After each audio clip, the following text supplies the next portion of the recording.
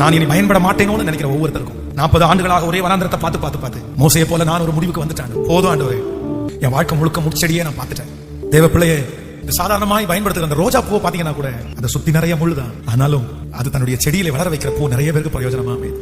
நிறைய பேருடைய இருதயம் உடைந்து ஆராய் ஊற்றப்படுவது போல நான் உணர்றேன். நான் ரொம்ப லேட் பாஸ்டர், ரொம்ப காலம் பாருங்க பாஸ்டர். என் கூட இந்த ஊர்ல வந்தவங்க எல்லாம் எப்படி இருக்காங்க பாருங்க பாஸ்டர். அவெல்லாம் எனக்கு கேவலமா திரும்பி பாக்குறேன் பாஸ்டர். அவன் வேகமா குதிரை மாதிரி முன்னாடி ஓடிட்டு இருக்கும் போது நான் ஆம மாதிரி பின்னாடி நடந்து வரேன். அதுலயும் 10 அடி ஏறினா 10 அடி சரிக்கிறேன். எனக்கு நம்பிக்கையே விட்டு போயிடுச்சு பாஸ்டர். இனி நான் என்ன செய்ய போறேன், என்ன பண்ண போறேன்? ஏதோ ஒரு நடைபெணமாய் நான் வாழ்ந்து கொண்டிருக்கிறேன். சரி, நல்லபடியா போய் சேர்ந்தா போதும் பாஸ்டர். இல்ல, உன்னை அனுப்புகிறவர் நான் அல்லவா? 40 வயதிற்கு முன்பாக இருந்த அதே பலன் இப்போ உங்ககிட்ட இருக்கு மோசே.